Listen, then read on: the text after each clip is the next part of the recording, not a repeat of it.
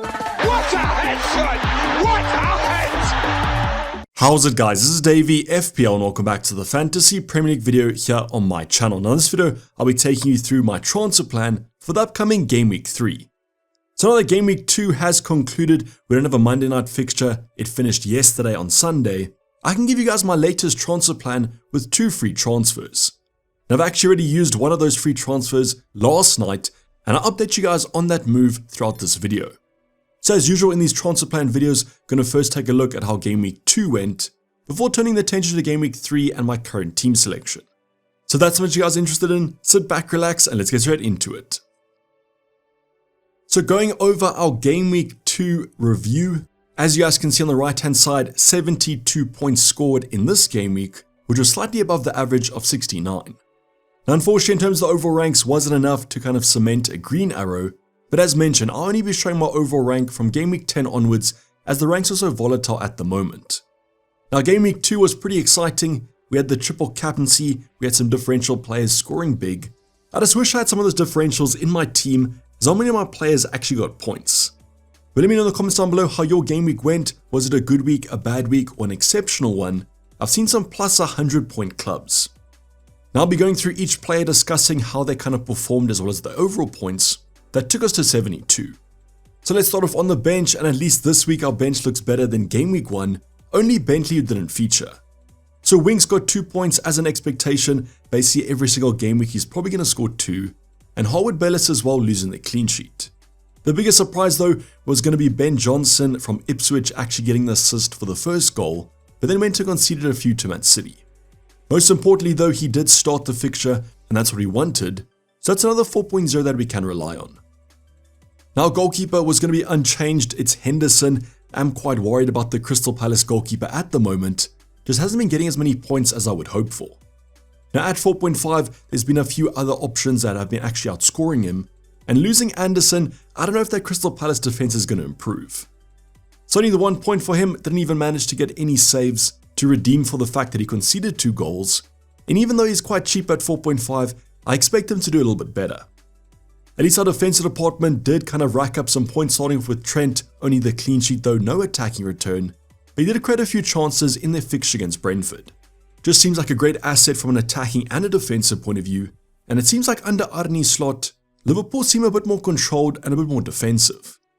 So if that bodes well for some more clean sheets over the next few game weeks, I'm just waiting for those attacking returns from Trent. Then we have Gabriel who matched Saliba this week. He got a yellow card but redeemed it with an extra bonus point, taking him to an overall 6. Now that Arsenal defense has just been so good in this fixture, I was quite worried about their clean sheet, as they were up against Aston Villa who are usually pretty decent in their attack. Now this might be quite lucky, apparently Ollie Watkins missed a massive chance, so I'll be happy with the clean sheet points. Now even though Gabriel has matched Saliba this week, it seems like Raya is the standout Arsenal defender, as he's not only getting bonus points but as well as save points. So congrats if you guys did go for Raya in your goalkeeper department, definitely better than Henderson at the moment. Then the final option, Pedro Porro, quite a surprise here, we don't own him for the attacking returns, we own him for the clean sheets, a complete reverse of the usual what happens with him. So quite happy with him that he managed to get kind of 6 points, kind of wish for a few more attacking returns as Spurs went on and scored a few goals. But clean sheets for their entire back 3, just wish Henderson performed a little bit better, but these defenders are actually starting the season pretty well and proving they might be worth the extra price tags. Now in the midfield department we've got Saka, only managed to get an assist, that takes him to an overall 6 points with the clean sheet point. Now this was a little bit of a tougher game against Aston Villa, I wasn't expecting kind of the ward from Saka, but he was outperformed by Salah yet again, but does come in a bit cheaper. Still pretty confident with Arsenal and Saka though. I think in these easier fixtures, they're definitely going to perform better, but was a little bit disappointed how Cole Palmer absolutely blew him out the water. So let's see what happens over the few weeks, but if I do choose to upgrade him, Cole Palmer has great fixtures, but I could switch him out for Salah in a few game weeks time. Now unfortunately Eze yet again blanked, he's still looking pretty decent, but unfortunately that's what resulting in FPL points. I really need him to get a few kind of attacking returns in the future game weeks.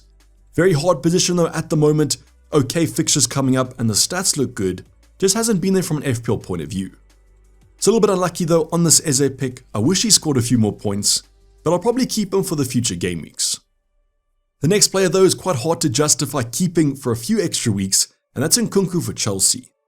So he didn't start the game and literally every attacker got an attacking return in this fixture. Chelsea scored 6 against Wolves. So what then happens? NKUNKU comes off the bench after the 6th goal for about 5 minutes and therefore no attacking returns. So even Winks coming off the bench would have been better than him coming off the bench, so he definitely has to go at the moment. As mentioned though, literally every other Chelsea attacker got points in this one. I don't know what NKUNKU's done to deserve a spot on the bench though. So shortly I'll talk about how I've actually taken him out already, and he's dropped in price unfortunately. Then the final option, Jota managed to get an assist for the first Luis Diaz goal, still looking like good value for money at his price point. Once again though, outperformed by Mo Salah, but I don't think that Jota can cover him, and was slightly worried about him being subbed off in about the 70th minute. I just think it's a matter of time before we see some rotation with his Liverpool lineup, but he is performing well at the moment, so I think it's his place to lose.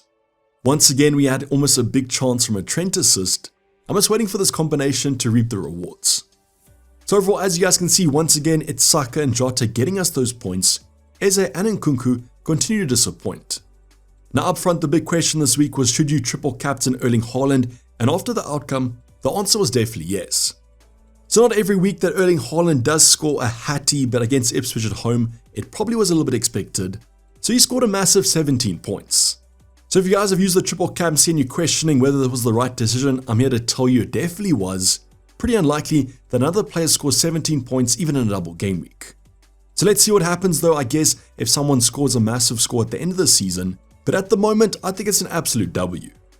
So comment down below, how many of you guys actually use the triple captaincy? I know in the stream chat, a ton of you were actually going to use it, so congrats on that one.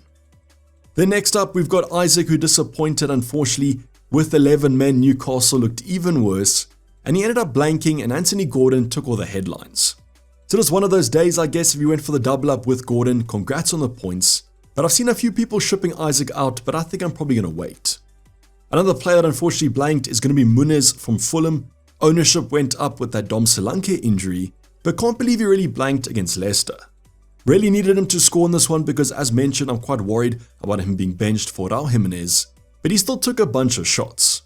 Those shots though were pretty low XG chances, like a ton of headers. Just wish one of them actually went in. So with Muniz, it's like Eze, another 2-week blank. And if I went for someone different like a Smith Rowe or João Pedro, the team would be looking a lot better. But let's see what happens. Muniz still has a few fixtures that are good in the upcoming game weeks. I just hope he can find his shooting boots. But as you guys can see, the total 72 points coming from these players. A pretty disappointing game week, even though we got a high score. Let me know in the comments down below how many points you guys scored. Was it a good week, bad week, or an excellent week? We still have a few game weeks left of the season though. So going on to the transfer plan, I'm going to talk quite briefly here. I have actually confirmed a move last night, and that was to replace NKUNKU. Now the worst thing about NKUNKU is just look at those Chelsea fixtures, great fixtures on the cards, an absolute sea of green. But what does that matter if he's not going to start? So as you guys can see, dropped in price last night to 6.4 million, and he might even drop before the Game Week 3 deadline again. Now in terms of replacements, there's a whole bunch of options you can look at. A Gibbs White looks strong with that Wolves at home fixture. Smith Rowe for Fulham also looks pretty decent after scoring on the weekend.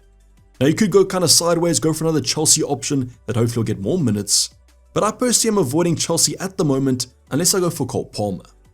Now for me, I wanted a piece of that Aston Villa attack, and therefore there were two options, Leon Bailey at 6.5 or Rodgers at 5.0.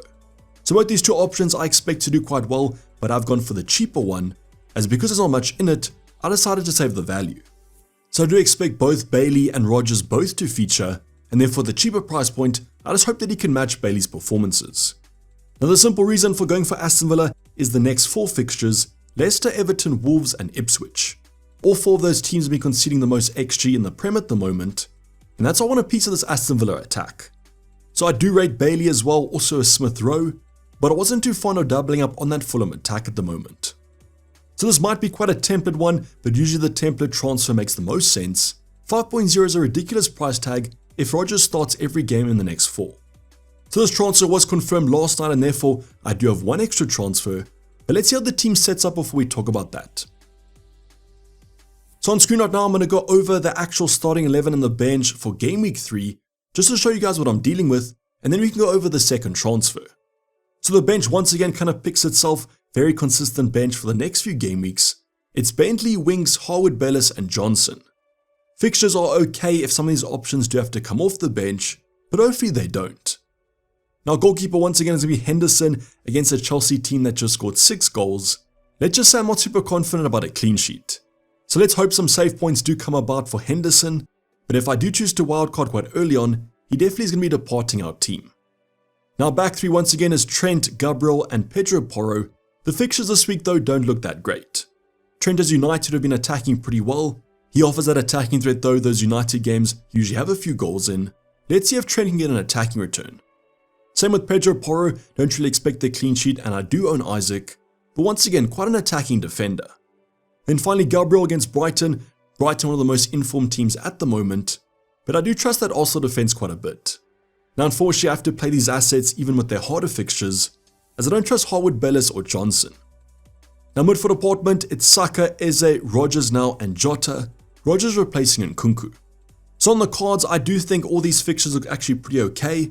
None of these opposition have very strong defenses, and therefore no excuses from my attackers. Saka probably the highest ceiling, might even be in there with a captaincy shout, but I'm going to back a certain striker. Eze might be on his last chances here, but against Chelsea, I still have some expectation, as Wolves scored 2 goals against them. Then with Rodgers, Leicester away, that's a great game, should be quite an open one. Now with Jota, I do expect him to still start, has been the mainstay at that striker position, but probably be subbed off before the end of the game.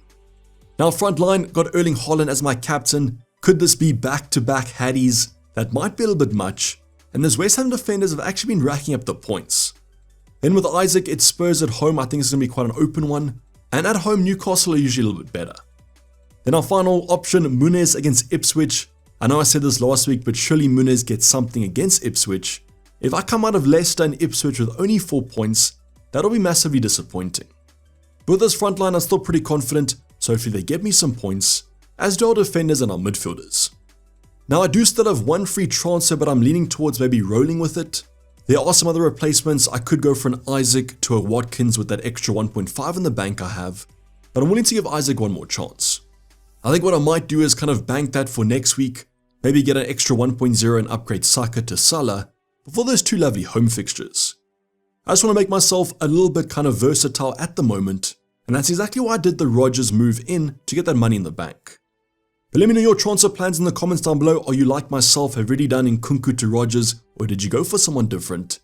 And as mentioned, how did Game Week 2 go, and how's your team set up? Now I'll drop the ultimate guide video in a few days with my team selection. Just a reminder, there is still midweek football coming up for some teams. I will update you guys though throughout the week if there are injuries. Fingers crossed our starting 11 stays strong. This is basically a wrap for the video, guys. Hope you guys did enjoy it. Please don't forget to like if you didn't subscribe if you have subscribed yet. Notifications on for those new videos. I'll be dropping them shortly after this one. But for the time being, I'm signing off. Dayvy FPL and I'm out. Cheers, bye.